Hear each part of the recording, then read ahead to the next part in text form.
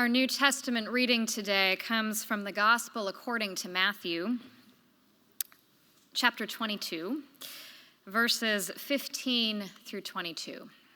So listen for what the Spirit is saying to the church today. Then the Pharisees went and plotted to entrap him in what he said. So they sent their disciples to him along with the Herodians, saying, "Teacher, we know that you are sincere and teach the way of God in accordance with truth, and show deference to no one, for you do not regard people with partiality. Tell us, then, what you think. Is it lawful to pay taxes to the emperor or not?" But Jesus, aware of their malice, said, "Why are you putting me to the test, you hypocrites? Show me the coin used for the tax." And they brought him a denarius. Then he said to him, "Whose head is this, and whose title?" They answered, "The emperor's." Then he said to them, "Give therefore to the emperor the things that are the emperor's, and to God the things that are God's." When they heard this, they were amazed, and they left him and went away. This is the word of the Lord. Thanks be to God. In the past few days, I have delighted in my social media news feed because it is post after post after post of y'all, mostly, posing with your "I voted" stickers, usually naming a polling place and how long or how short the line was, reminding us all to make a plan, and you can vote anywhere when you vote early, you know. I have yet to cast my vote, but your encouragement is inspiring, and I hope that you will keep it coming. I was actually in a meeting on Thursday when we went around the virtual table to share where we have experienced joy recently, and one of the participants actually named voting as a real joy. And his testimony created a ripple effect in my mind. The first time I voted, with a parent showing me the way. The first time I voted and left with a lump in my throat, overcome with the gratitude for the right to do it. The first time I stood in a line that was way too long, surrounded by people who had less time to give than I, but who hung in there nevertheless. In the past days and weeks, I've also heard a number of you describe the oddity of this election season. The shortage of yard signs is particularly glaring, as is the absence of that series of live debates between the candidates with live audiences to participate in them. This seeming silence, of course, is juxtaposed with the feeling that this is actually one of the tensest elections that we as a country have ever experienced. Just yesterday, I received notification from an old friend in Atlanta whose husband works for the Carter Center as a Middle East conflict analyst. Alarmed by the similarities between what is brewing in the U.S. and the Middle Eastern conflicts that he has worked on for decades, he is directing a project that aims to mitigate violence around the U.S. election, engaging networks of faith leaders and others to help reduce the risk of violence and encourage a peaceful transition of power should it come time for a transition. And all of this, our fear, our joy, our heightened sense of possibility in either direction, come with us this morning into our worship spaces, where we meet this story of all stories as assigned by the lectionary. Is it lawful to pay taxes to the emperor? It sounds like a question about church and state. It sounds like an invitation to probe an interesting ethical question. Remembering, of course, that an ancient Palestinian context is quite different from our modern one. They would have had zero notion of any separation between church and state, nor any language to describe it. But still, an interesting question about the kind of relationship that the faithful should cultivate with the state they live in. As it turns out, the Pharisees are not, in fact, so interested in having an interesting conversation about these things. They are motivated primarily by their own lust for power and the infuriating way that this strange, presumptuous, table-turning, and trouble-making rabbi has gathered quite a following. By what authority do you do these things, they ask. By what authority do you speak for God? Certainly not ours. So they gang up with the Herodians, which is rather ironic because the Herodians were all about working with the Romans, while the Pharisees were pretty much about not working with the Romans. Nevertheless, they gang up with the Herodians on this occasion because it is expedient.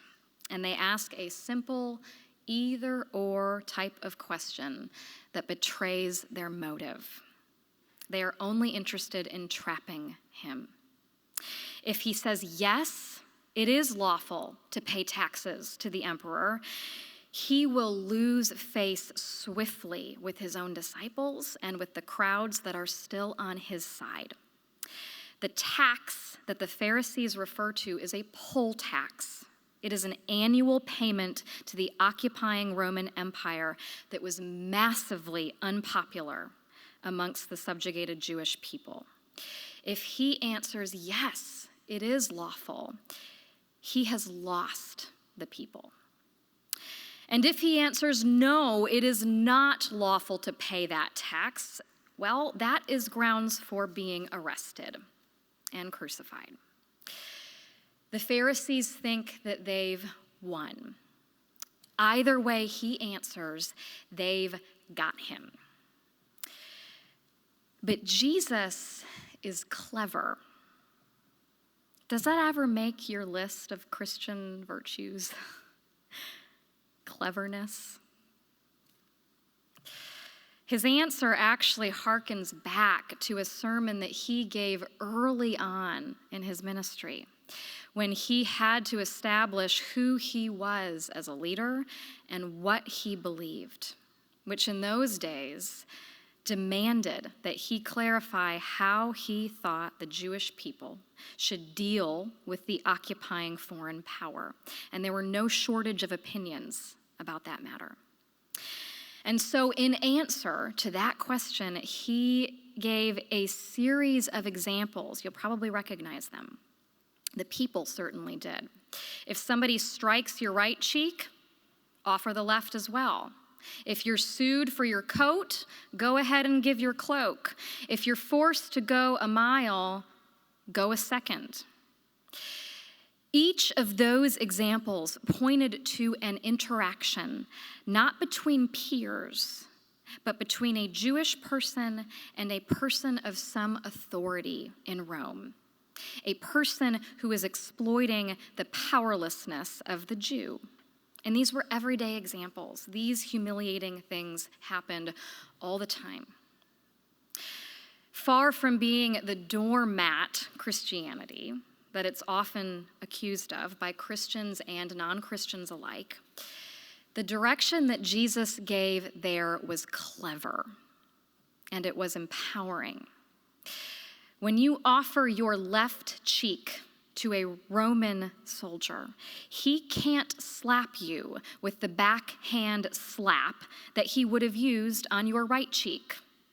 Your turning of the cheek forces him to make a fist, which in turn signifies your equality to him.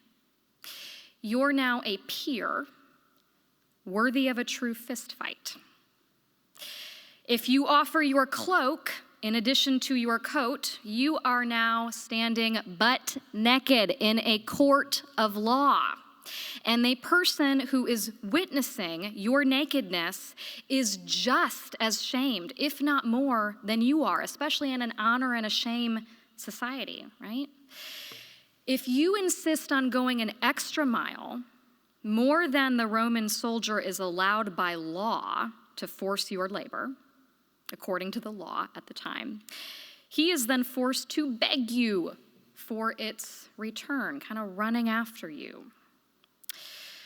Walter Wink is a New Testament scholar that has spilled a lot of ink on this passage. So if you want to learn a little more, dig in a little more, I would commend his writing to you. But suffice it to say, for now, the direction that Jesus gave there might be what we call in our time a creative, nonviolent solution to the problem. And it is as pragmatic as it was principled, because Jesus loved these people. It was a middle way for them between fight and flight. And it is a way that has been embraced by countless oppressed people and movements in the last 100 years, especially, as they have sought to assert their humanity and demand their rights in states that lord it over them. Come full circle to this moment, as Jesus finds himself in Jerusalem and nearing the end of his ministry and his life, he responds to the tension in this moment in a similarly creative way, a way that reframes the issue, exposes those who seek to harm, and preserves life. Instead of answering the question outright, he asks the Pharisees to produce the coin that's used to pay the tax. It's the only coin that you can use to pay that tax. They do so immediately, and when they produce it, Jesus asks them, whose head is this on the coin, and whose title? The text moves on so quickly from here that it is easy to miss the significance. The question that Jesus asks them is actually the mic drop moment, not what comes after it. The Pharisees answer correctly. It's the emperor whose head is on that coin. Notice they don't elaborate. The title would have conferred the emperor's divinity, either naming him divine outright or as the Son of God. Any Jew carrying that coin with its engraved image and divine title would have been in violation of the Torah, breaking not just one, but two core commandments. The coin was problematic for all Jews living at that time because not having it got you in big trouble with the Romans. And having it meant being in violation of Torah. So when Jesus brings the coin into this tense exchange, he is exposing the hypocrisy of the Pharisees in a way that silences them long enough for him to get away. But he's also using the opportunity to make a bigger point for any who had ears to hear. In whose likeness are you made? David Lose is one of multiple biblical scholars who has pointed out that when Jesus asks the question, whose head is this and whose title, those present, especially in the Hebrew language, in a way that's lost a little bit in the in the English would have recognized the scripture from Genesis, in whose image are we made?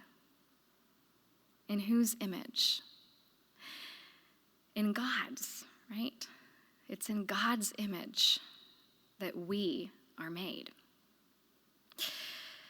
Lose points out that Jesus never accuses the Pharisees of blasphemy or disloyalty, which he could have. Rather, he calls them hypocrites, those who have quite literally taken to wearing another and false likeness. They have forgotten who they are. They have forgotten in whose likeness they were made. This is the framework in which we hear the last direction and finally an answer to that question. Jesus says, "Give to Caesar what is Caesar's, and to God what is God's." This is not support of Caesar. It is not support of the empire that will crucify him very soon. It is not support of an unethical tax system that occupies a people and then makes them pay for it. It is an acknowledgement that people of faith live in the world. And it is transformation of that world order that we are called to seek in creative ways, guided by the Spirit of the living God. It is not a world that we are called to flee from, seeking only spiritual things. For the Hebrew people, a good government was always part of the picture. The book of Deuteronomy summarized the law, laying out what a nation under God ought to look like in all of its systems, especially political and economic. It talked about shared or relational power. It talked about particular concern for the marginalized. It talked about Jubilee, with its cancellation of debt and freeze on interest and return of everyone to their ancestral property every 7 years, all in the interest of rebalancing and assuring that wealth didn't accumulate in the hands of a few for too long. For a nation that espouses Judeo-Christian values so fervently, I keep waiting for a moderator of one of these debates to ask both of the candidates about their response to that question. That would be interesting. We're told in 2 Kings that King Josiah repented when he read the book of Deuteronomy because he realized how far the kingdom he led had departed from God's vision. And of course, the prophets called the people back to that way time and time again. They interpreted the subjugation of their land and their people as divine punishment for not living up to those ideals. This was the tradition of Jesus. And Jesus invited us to live in our world creatively, reflecting the creative answers that he gave to hard questions. To give to Caesar what is Caesar's isn't very much in the end for a people who know to whom they belong, a people who know in whose likeness they are made. And to give to God what is God's, well, that's everything. It's our bodies, it's our hearts, it's our minds, it's our treasure, it's our priorities, it's our values, it's our votes. If you give to Caesar what is Caesar's and to God what is God's, you are giving God much, much, much, much more. Because everything belongs to God, including Caesar and the kingdom that he leads. So for the living of these days, leading up to this election, What can we give God? What does it look like to give God all of who we are and all of who we hope to be? What does it look like for you to give to God? What is God's? Is it the reception of a grace that tames your hot anger? Is it space for an idea that never really fit with your worldview, but that feels oddly faithful? Is it yielding to that uncomfortable truth that everything does belong to God, including and perhaps especially those things that we would rather not give God? Jesus, who loves us. Jesus, who is clever and creative. Jesus, who showed us how to be in the world but not of it, invites us to receive the same truth that he reminded the Pharisees of. We are God's first and foremost. It is God's likeness in whom we are made. So give to God what is God's. It is a truth that is equally as challenging as it is comforting, I think. So thanks be to God. Amen.